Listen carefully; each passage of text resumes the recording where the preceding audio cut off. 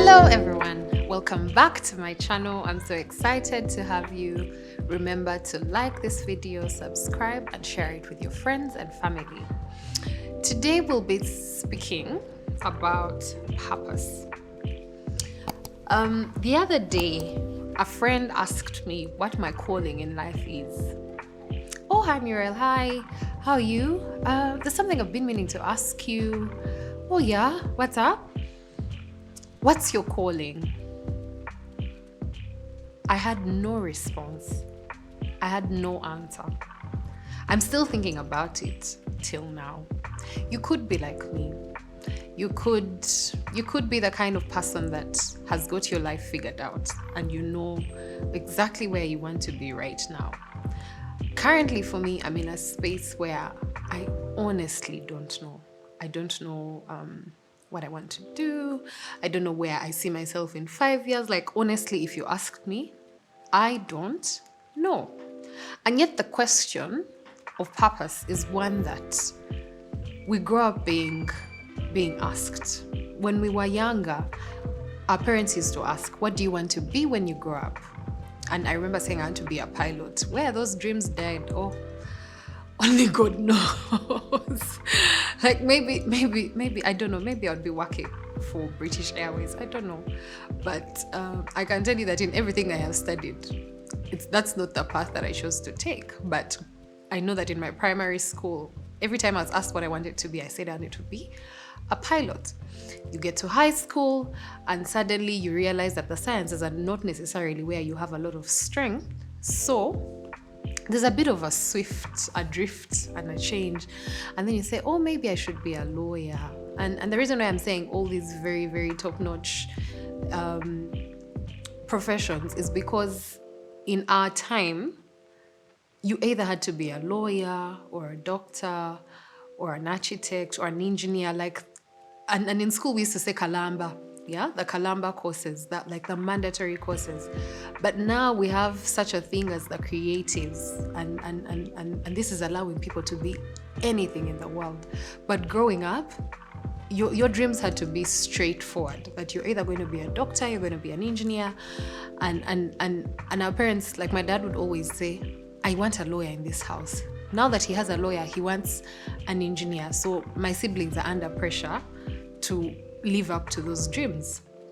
So you get to Form 5, Form 6, and you're now making selection for your university courses. And you definitely know that whatever path you choose to take at that point is what will most likely determine the rest of your life. But imagine at that age, the only thing you're thinking about is, oh, my parents said this, my parents said that. Like, you actually don't know if even the choice you're making is exactly what you want to do or how you want to live your purpose. So as I was going over the internet, I found a definition of purpose as being the reason for which something is done or created, or the reason for which something exists. So wherever you are right now, you could be 22 and you're straight out of campus. You could be like me, who has been through campus twice at least at master's level, and I still can't figure out if the courses I did are exactly what I want to do with my life or what I want to live for.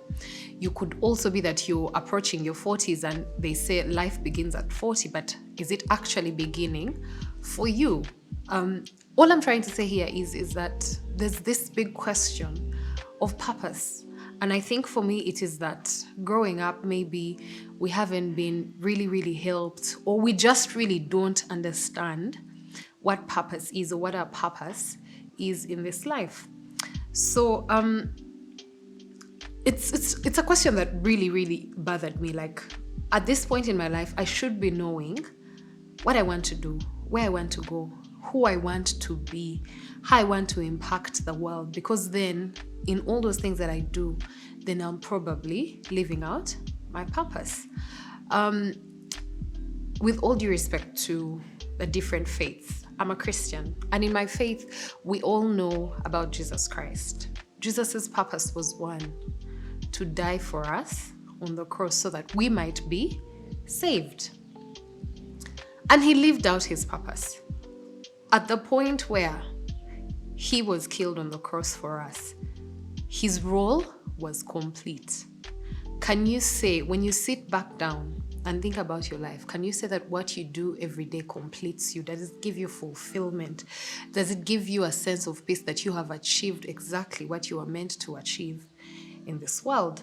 And for all of us, we have been, from the point when Christ died for us on the cross, we were given the task. As we read Matthew 28, we have the Great Commission where it says, all authority and power has been given to you that you might go out to the nations and make disciples. And that is our one biggest task, that in everything that we do, the way we live our lives, the way we speak to people, the way we deal in our businesses, that we are spreading the gospel to someone, that we are being disciples. And there are people who have embraced that in a very, very magnificent way. We have people who have said, I have been called to minister to God's people. And you could be that you are serving in the church. You're probably in the choir. You could be a pastor. You could be a priest. Oh, I also had a dream. A dream to become a nun. I don't know how I'd look dressed up as a nun, but yes, that was one of my dreams growing up. I think about maybe Form 4. It was something that I was considering doing or becoming a nun, and yet here we are, and I am not a nun. So that could be your calling. In December, I visited a children's home, and this lady told us a story of how she started the home, and she said her son, she gave birth to a baby, a healthy baby. About 2 months later, her son was having convulsions and his skin was turning yellow. They went to hospital. Unfortunately, they went to very small health centers, and that by the time they got to a bigger hospital, her son's condition, he had meningitis, her son's condition could not be overturned, and so he became a differently abled child. And so she then realized that because of the condition, her son was being segregated against by the community, by her in-laws, but also that it wasn't only her son. Every time she would take her son for physiotherapy, she would always find that there are other parents who are also struggling with the same. So she started out by helping these other parents to look after their children, because her husband was very, very supportive. Yet for most of the people who would bring their kids to the center, they were grandparents whose grandchildren had been abandoned with them because the parents thought they were cursed children. So these are children who have epilepsy, who have cerebral palsy, who have underdevelopment as a condition, and so they are looked at as outcasts in society. And she started small by looking after these children on behalf of the other parents. And within that, to just cut the long story short, she started a children's home that takes care of such children. And currently she's looking after about 80 children. And the home is expanding. You can also choose to support its Home of Hope in Ginger. And it was really, really profound how she came to realize her purpose, that a certain condition that her child went through is what compelled her to serve other people in the community. And that's the thing, that sometimes it may be straightforward. I know that there are doctors who grew up knowing, I want to be a doctor, and wherever they are really, really excited about their roles. They're really, really excited that they are saving lives every day. But then there's also me, who woke up and went to campus and studied what I was given by the government, and I thought that maybe that was it. And then I got done with it, said, let me go and do a master's. I think the UN is where I'm bound.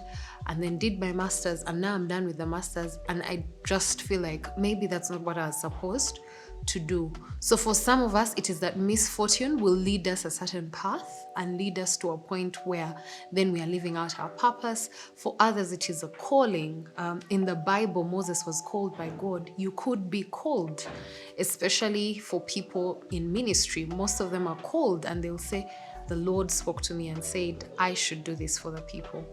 But then you could also be like me and you're really not certain what it is that you want to do. We've been told many times by peers, by people who've come, let's say, to schools to talk to us about our careers and sessions, mentorship sessions, and we've been told that find something that you are passionate about, and in that you will find your purpose. So I've been told by very many people that I have a passion for children, that I work well with children. And it's one of those things that I've always wanted to do, find a way to work with children. While it's something that I'm still figuring out, I'm also still, you know how you know that, yes, I love children, but are you willing to sacrifice for these children that you want to serve for? And again, it brings us back to the question, is that really my calling? Is it that because people have said this is where I am good, that is where I should concentrate, that's actually my purpose? If we look at all the things that I've spoken about, it's very clear that for some of us it might be a very straightforward path. For some people it could be that maybe someone blesses your life, and in blessing your life you then also do the same. I know I have a friend who was a street child and they were adopted by a family, taken care of in school, and now after their experience they are also helping other street children, and that is where they find joy, that is where they find fulfillment. So you could be like that, or you could be like me, who every day is a new journey. I knew what I wanted to do before, let's say, COVID-19. When COVID-19 came, very many things came to a standstill. Very many things stopped making sense.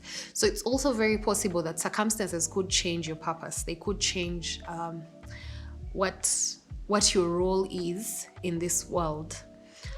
It's very possible that you could be going a certain path, and because of an incident or something that happens in your life, you are forced to now change and take a different trajectory. Ultimately, at the end of the day, do you know who you are? Yeah? Do you know who you are as a person?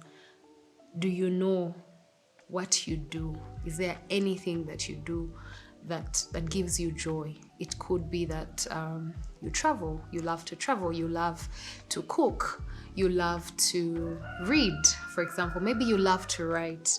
You could be a blogger, you could be an author, you could be a poet. But from these things that you're doing, who are you doing them? Who are you doing these things for?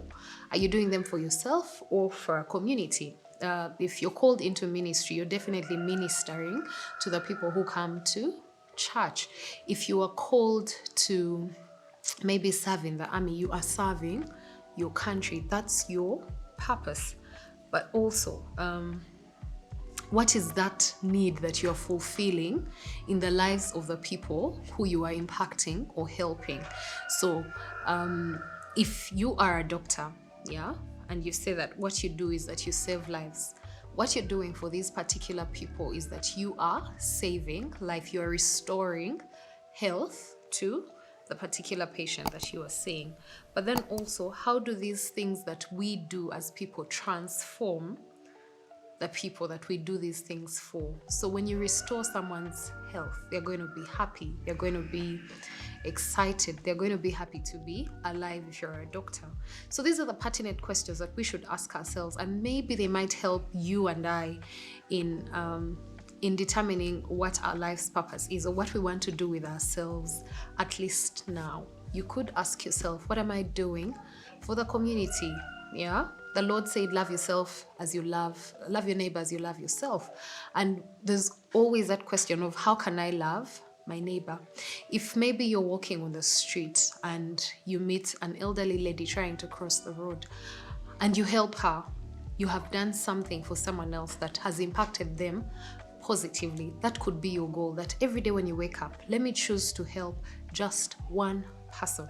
Let me choose to impact one person differently. And maybe somewhere within all that chaos, then you can fully understand what you are called to do, or who you are meant to be, or what your role here on earth is. It's very possible that you could wake up saying, I'm a salesperson, I'm a marketer, and this is my dream. And then 10 years into doing marketing, and you realize maybe management is where I want to be. And so you progress, or you lay strategy for you to get into management. Maybe you're a better leader than you are an employee, and through your leadership, then very many people are impacted, or very many lives are changed, because maybe you're a mentor. You allow people to be themselves, or to guide themselves. You are more focused on team development rather than being a micromanager and things like that. So I may not have fully exhausted what purpose is. Purpose is really, really broad. How you understand it could be really, really different. But for me, it's basically doing something meaningful with your life. That I wake up every day and I know that when I blog, and I'm blogging maybe about menstrual health, that someone out there in this world is being impacted positively.